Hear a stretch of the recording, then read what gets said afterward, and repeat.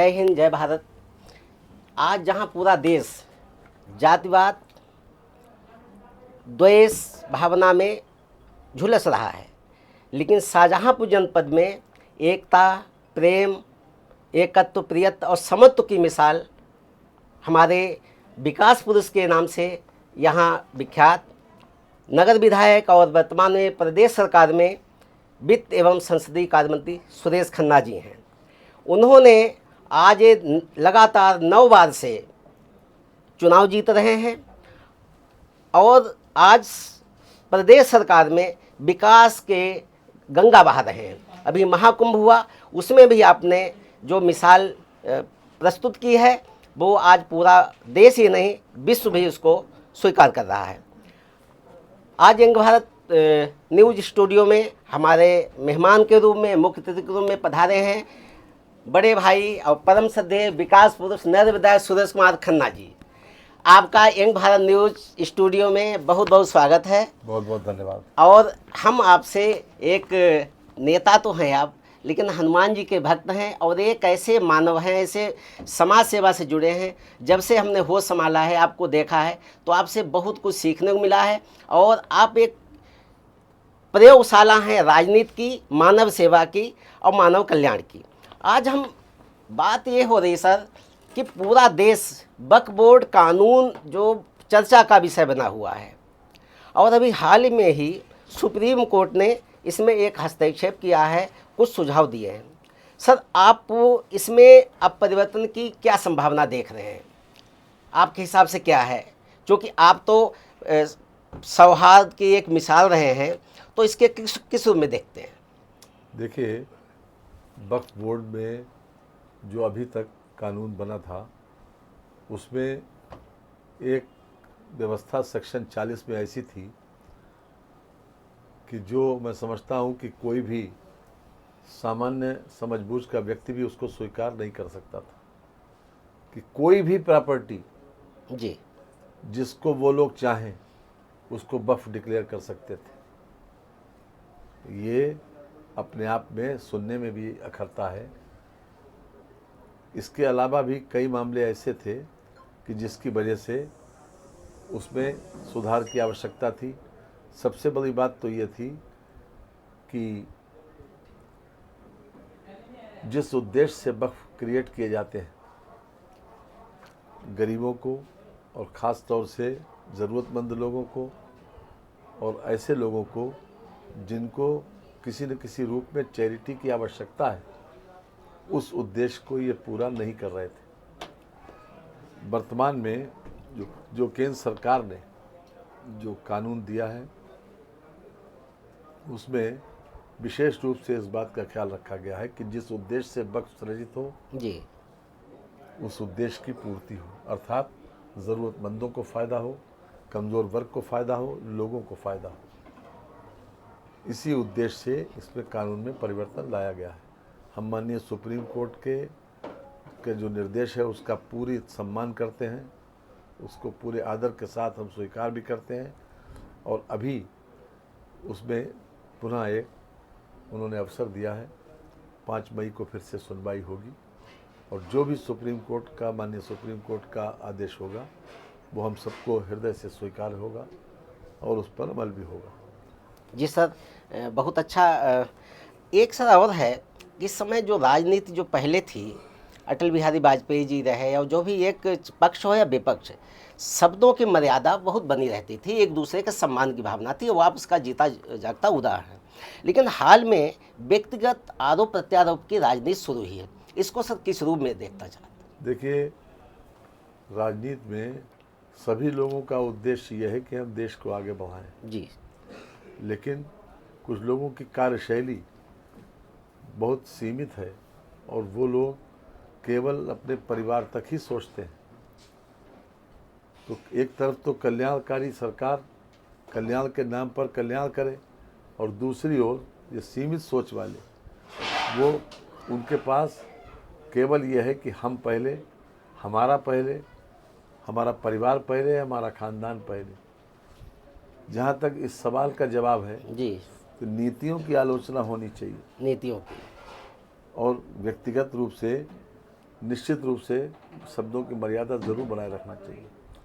और ये मैं समझता हूँ कि संवाद का सबसे पहली शर्त है, और तभी ये लोकतंत्र मजबूती से चल भी सकता है कि जब हम संवाद का हर स्तर पर रास्ता खुला रखें। लेकिन व्यक्तिगत आलोचना या व्यक्तिगत रूप से आरोप प्रत्यारोप या व्यक्तिगत रूप से शब्दों की लक्ष्मण रेखा नांगना, पार करना, ये किसी तरीके से स्वीकार नहीं है। जहाँ अगर कानून अपना काम करेगा, कोई अनियमितता करता है या कोई गैर कानूनी तरीके से काम करता है, तो कानून अपना काम करेगा। कानून को अपना काम करने दीजिए। आलोचना सिर्फ नीतियों तक ही रहनी चाहिए। मैं समझता हूँ कि आज के समय में यही उचित है।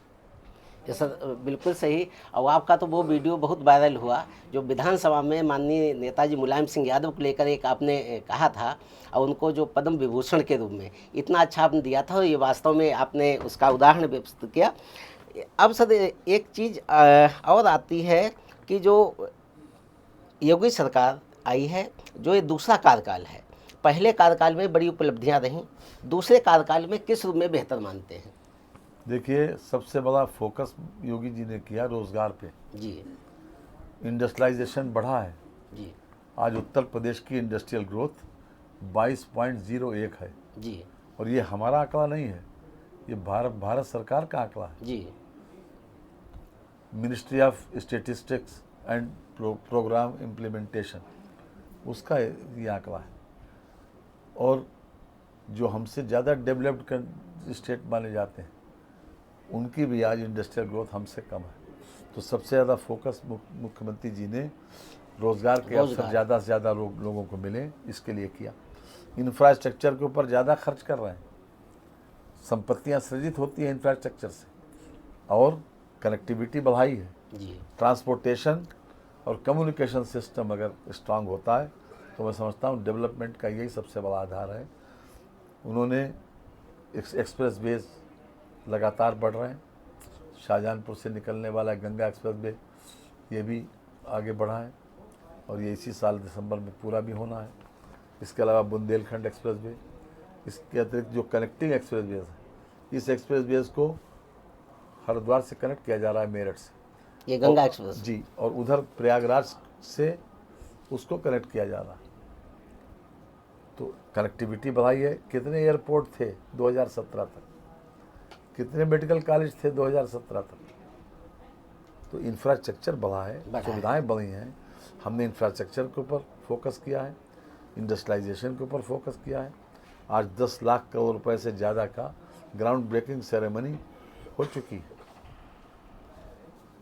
हर तरह से कोशिश ये है कि लोगों को ज़्यादा से ज़्यादा रोज़गार मिले और विकास का पहिया और तेज़ी से घूमे। हर क्षेत्र में विकास हुआ।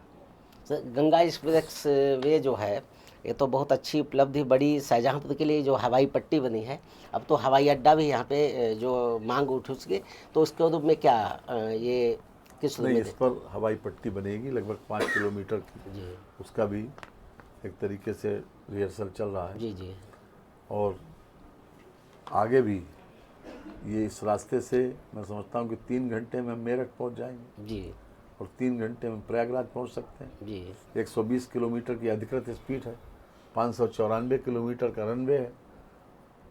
तो ये अपने आप में जब हमारा कम समय में ट्रांसपोर्टेशन हो सकता है, आज मोबाइल आया, कितनी बड़ी क्रांति हो गई। इसी तरह से जो कनेक्टिविटी है, प्रदेश की एक कोने से लेकर दूसरे तक की कनेक्टिविटी, इसको हम फर्रुखाबाद से भी जोड़ रहे हैं।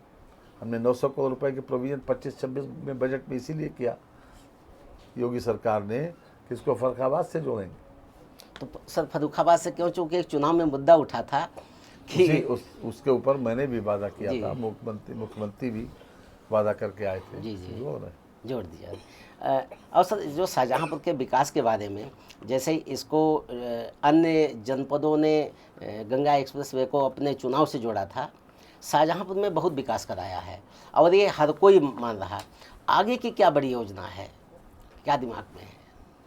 देखिए, अभी तो लगातार आपने ये देखा कि अभी डेवलपमेंट अथॉरिटी बनी है जी, तो शाहजहाँपुर में अभी कई चीज़ें ऐसी हैं कि जो आने वाली हैं। जी एक हम प्लेनेटोरियम बना रहे हैं इसी टाउन हॉल में, जी, प्लेनेटोरियम सेंक्शन हो गया। जी गेम्स को बढ़ावा देने के लिए हमने इंटरनेशनल लेवल का जी जो पाथवे है वो तैयार कर रहे हैं। हमारे जो गांव हताड़ा में स्टेडियम है जी उसमें, जी। अच्छा और ताकि स्विमिंग पूल भी उसी लेवल का बन पा रहे हैं। जी उनको पैसा दे दिया गया, हमने शुभारंभ भी कर दिया उसका। जो हॉकी मैदान है उसको भी हमने पैसा देके जी एक बेहतरीन उसको डेवलप कर रहे हैं। तो कोशिश ये है कि जहाँ जहाँ जैसे जिस प्रकार जिस स्थिति में भी हो, जी हर तरह से शाहजहानपुर का सर्वांगीण विकास हो। और उस दिशा में कई चीज़ें भी पाइपलाइन में है, उस समय रहते हुए आपको मालूम भी हो जाएगी। ये जो रिवर फ्रंट है खन्नौर नदी का, ये भी जी हाँ, जल्दी ही इसको शुरू होने जा रहा है, तो सिंचाई विभाग को मिल भी गया। जी जी।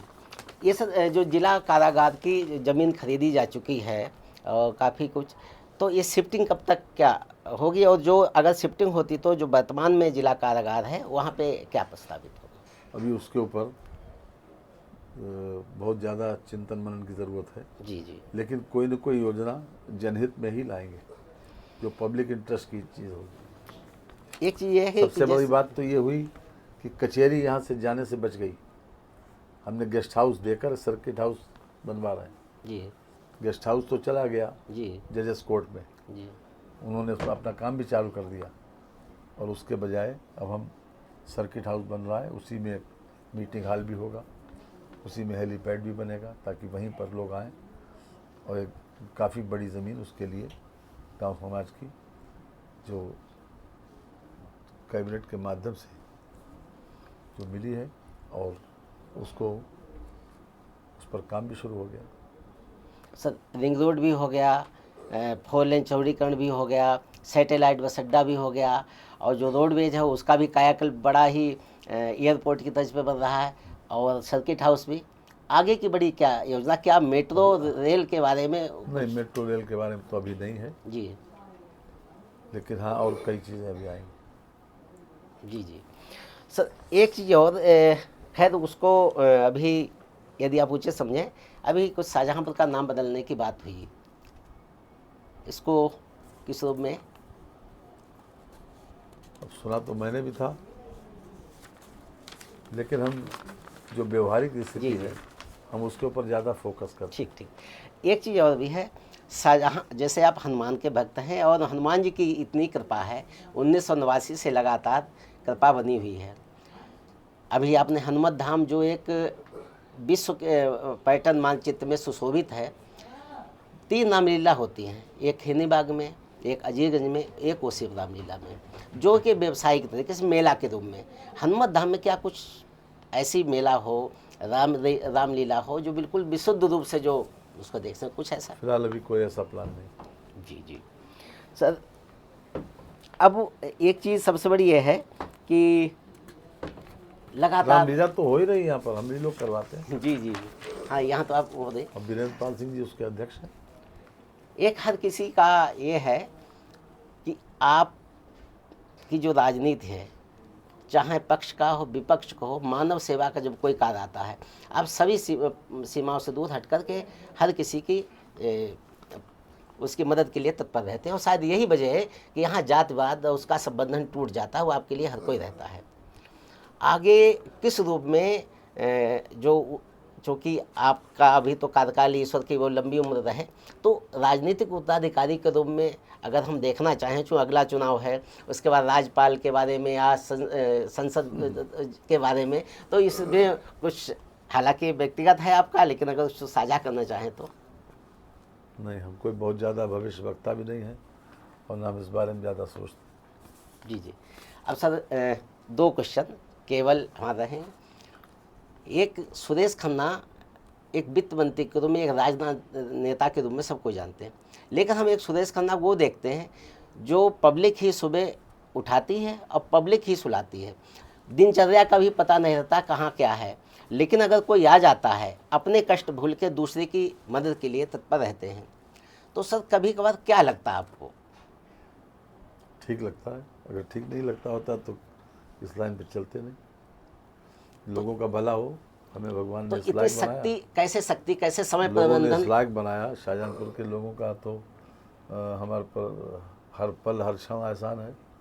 तो उसी को थोड़ा बहुत चुकाने की कोशिश करते हैं। ज़रा सा कुछ किसी के ऊपर आ जाती है, आदमी पेशेंस खो बैठता है, घर में परिवार की जिम्मेदारी नहीं निभा पाता है।